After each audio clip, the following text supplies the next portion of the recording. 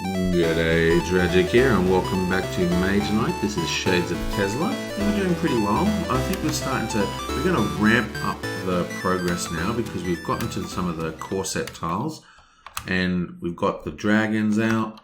So once we start killing these guys, we haven't actually got any revealed yet. Oh, yes we do, we have one here actually. But once we go into these, labyrinths instead of the mazes, we'll start getting huge influence, reputation bonuses and fame, I think they call it in this, XP basically. And we should shoot up the ladder because this is Shades of Tezla. And as you can see, you level up extremely slowly. I mean, half the field is still in level 3. Not good. Now, yeah, you're right. They kind of, we have these tokens which you can trade in for fame and reputation. And that is a huge bonus, can really aid you, especially with buying units. You saw that in the last turn when we bought this huge sucker. And that's the way I play Shades of Tezla. I try and build up my army and then, attack violently into the huge zones that you don't usually go into, like level 6 labyrinths and stuff like that, to try and get that extra fame. So that's the plan. Let's see how we go. Now, what I'm going to do is I'm actually going to buy a new keyboard pretty soon. Basically, I do a lot of writing, right? I do lots and lots of writing, and I use a bucket spring keyboard. And it makes a lot of noise, but it's very satisfying. It feels like I'm using a typewriter or something. Sounds very good, but it's not very good for making videos, as people have told me. So I'm going to buy like just a cheap little keyboard just so I can click the buttons without deafening people. But until then, you'll have to live with this. Okay, so this is the first. Wolfhawk is going first, and she's up here. And you can see why I took Peaceful Moment over the awesome Mana Bolt when she leveled up, because I think we've already healed a bunch of wounds this turn already. Plus we had to use Rethink to get rid of wounds. I mean, her deck is just chock-a-block full of wounds. So we're going to do Rethink, and we're going to use the white mana to pump that. But this is actually, see how it's got the A in the top hand corner? This actually has to occur in the action phase. It doesn't particularly matter for this particular use of it. It just means that you can't do this and an interaction or something. But, the timing in Mage Knight is kind of loose. Like, it's got very strict timing rules, but in most cases it doesn't really matter. As in this case, it doesn't matter if I really do this now and then do a move. But, you should get into the habit of it, I suppose. So we're going to do is move first, which is March, and just explore into the open. So we're going to grab a new tile, flip it around, and booyah, we have found the Red City, which is actually not the Red City, it is the Necropolis, and that is the home of the Necromancer. And the goal of the game is to kill these two ginormous guys. I'm just going to give the dragon a shuffle and drag out 2 dragons. And I might actually drag out the Necromancer's guards. He has 3 greens. 1, 2, 3. He has 2 browns, and he's got 2 dragons. So he's got quite a big army that we have to deal with. And now we've done that, we're just going to use Peaceful Moment. So we're paying 6 influence. You may play this as an action for your turn. If you do, you get 1 heal for each 2 influence you spend, or refresh a unit by playing 2 influence per level of the unit. Now, I'm trying something here which is not working out for us. Basically, Wolfhawk has a whole bunch of abilities, like a heap of them, like almost all her abilities are based, give extra power for every slot that doesn't have a unit assigned to it. But neither of these abilities are actually keying off not having any units. So I feel like we really should probably get units regardless of the fact that this hero is sort of designed not to use them. Anyway, we've created 6 influence, which can cure 3 wounds. 1, 2, 3. Booyah. And that's that. That's a very simple turn 1. And we get a nice gold reroll. Sweet. And now we draw back up to, we've got 5 armor. 1, 2, 3, 4, 5. But we control 2 keeps. 1, 2. So we draw into 7. Because remember, we are standing on a keep up here. Right next to this very nasty dragon who has assassination and has paralyze. So we want to kind of create 9 range if we can. Okay, so let's just go to the dummy player and flip over the 3 cards. That's a blue card. There are no blue crystals, so nothing happens here. And now let's see what happens for Arethea. She has the super duper guardians. So she can basically deal with anything. So with any luck, what have we got here?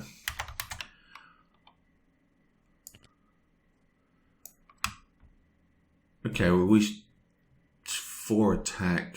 We should definitely be able to kill this person without an issue if we can get in there. That location costs 4 movement to get inside because it is a what's it called? A hills? No, a wasteland. So that's 4 movement to get in there.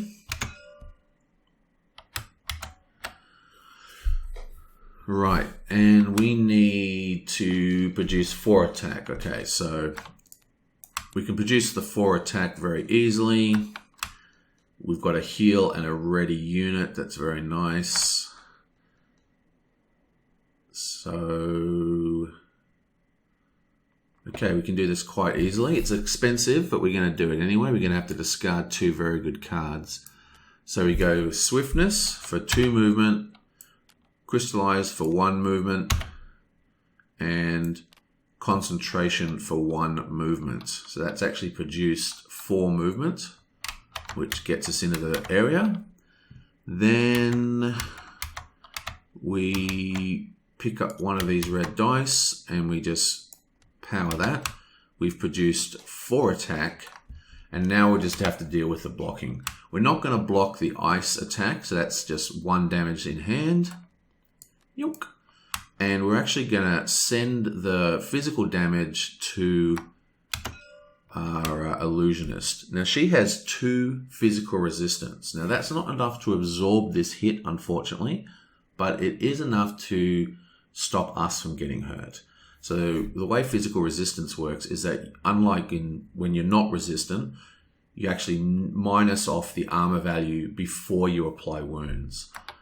So this is 3 attack damage minus 2 armor. That leaves 1 wound. And then there's 1 wound. So what's the name gets wounded. And then it is 1 minus 2, which leaves no more wounds. So we don't take any wounds. So the illusionist took the brunt of that hit for us. But the illusionist also has Banner of Fortitude, which basically it just stops. Instead of wounding a character, you just flip this banner. So we just flip that banner, and this wound does not occur. And we have killed this poor hero. So that is a reputation hit for entering a fortified site. And then there's a second reputation hit because this is actually an Ice Queen hero, and people like their Ice Queens. So they don't like us raiding her castle. And then we get 5 rep. So 12, that takes us to 17. And that is the end of that.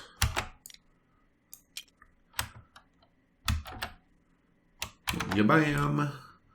and she now controls 1 keep herself. And we're going to finish up this move by casting Heal with Regeneration.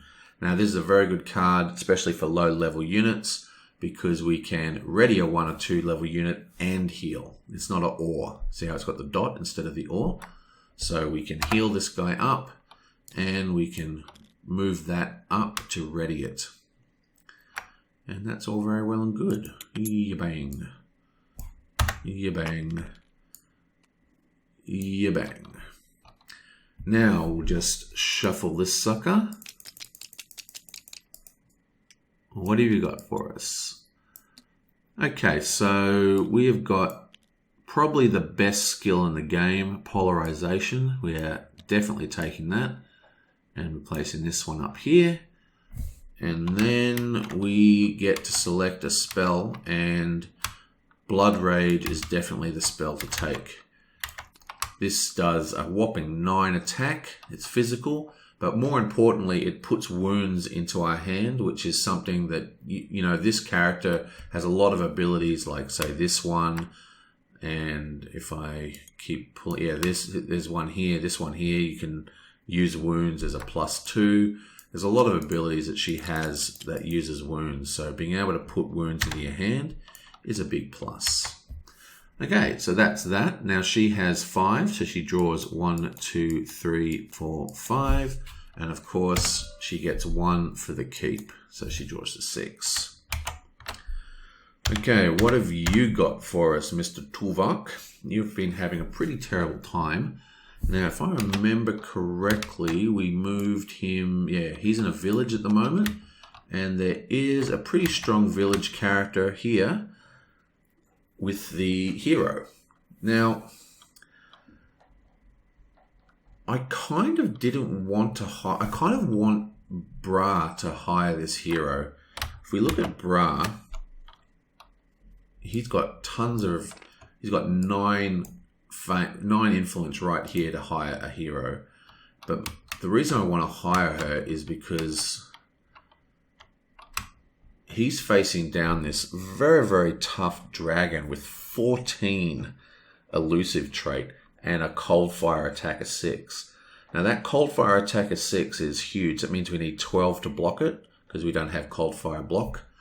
But this hero by herself creates 5 block, which is well on the way to, you know, blocking that gigantic dragon, because he's basically stuck here.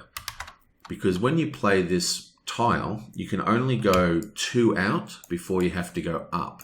So we can't expand here.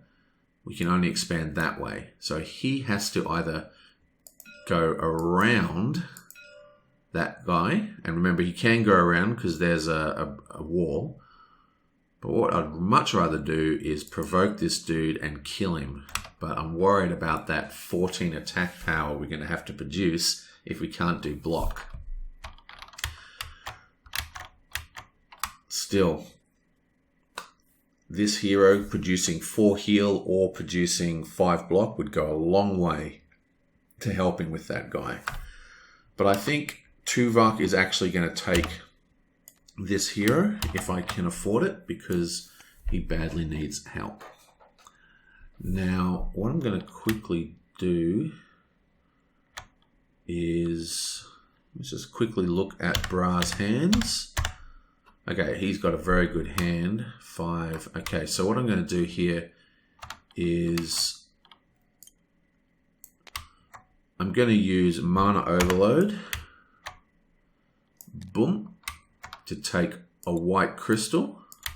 Put a white crystal on Mana Overload. And we're going to go 4. What do we need? We need 9. He is at level 1. So he's actually +2, because the way the heroes and the villains work with the, you know, when hiring them is, see how they got that sort of thumbs up with the by 2 next to the name? Basically, this makes it harder to hire heroes if you're evil and easier to hire villains if you're evil. So if you're hiring a hero, it doubles whatever you've got. So if you're -1, you become -2. If you're +1, you become +2. And that way, it's harder to hire them if you're on either end of the spectrum, you know what I mean? Because we're good, we can make it easier. So actually, +2. So we only need a few points to get this girl. We've already produced 2. And I think maybe I should keep this for block. Choose ice or fire. You may use influence as block. I only need to produce 2 more. What's vial of toxin do? 1 source of physical attack gains +3. We don't want to get rid of this. What's this one? Add fire elemental to an attack or block from a single action card. I think we're going to take this. So we've produced 4, 5, 6, 7. And it's 9 to hire. And we are +1, which is a +2 because of that card effect. So, boom, we have hired this girl. And what we probably should also do while we have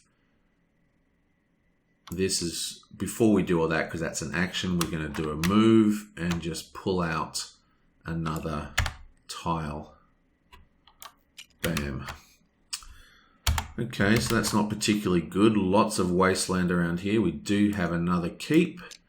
And we have another ruin. And we have another elemental dragon. This one is a lot easier to deal with. Harder to kill, but easier to actually block. And we only need to block 5. Very, very easy. But it's got 7 resistance. So it's a real shame we got rid of the fire gem, because that would have been the perfect spell to use against that horrible monster. That's why you should probably reveal tiles before you do your attacks. Well, you know what I might do is I'll discard this one instead. So I'll keep the fire gem, which can add attack or block, fire to attack or block, and I'll discard the necromancer token. Okay, so that is done. Bam. Let's lock that in place. We have 1, 2, 3, 4. I think I'm going to discard tranquility as well. 1, 2, 3, 4, 5, 6, because you get +1 from planning. Oakley dokley. Now, what have we got left to hire? We've got the sorcerers, we've got the golems, and we've got the crossbowman. He is currently at +1 as well. So what have you got for us? How much can we produce? So we've got 3, 6, 9. So that's 9 already done. Thank you very much. So we've already hired this person, and we didn't even use our bonus point. So it's only 6 to hire this one. That's actually an interesting thing. Is the bonus... I don't even know this. I'm pretty sure this bonus is just per interaction, not per hiring. So you don't get that for every single unit, I think. That's not how I'm going to play it anyway. So we've still got 1 bonus point, and we've got tons of stuff here. We're going to do influence, and we're going to use this sucker here.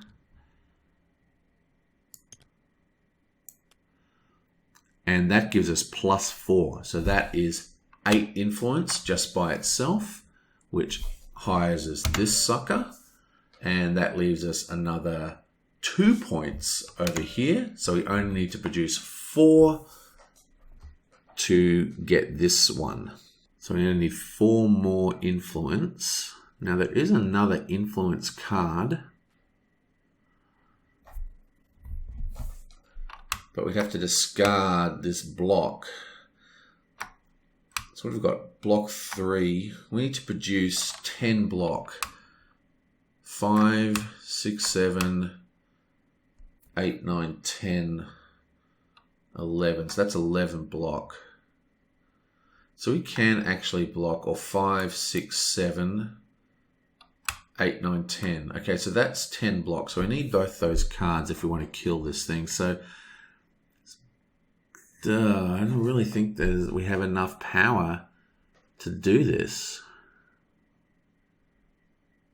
What do we need? We've got 9 plus 8. And then we've got the +1 from the rep. That gives us 18. And we're trying to produce... So the only choice we've got now, we still haven't used a... If we did this one, and there is red mana in the field... But what can I possibly discard to get him? Because I want all these cards so I can kill that dragon. I think our best option here is to maybe delay a turn. So we're not going to get this guy at all. Right, so we've created 15 influence and we have 16 to gain, but we get +1 and that'll do us. Okay. Bonk. This one goes back to Tuvok.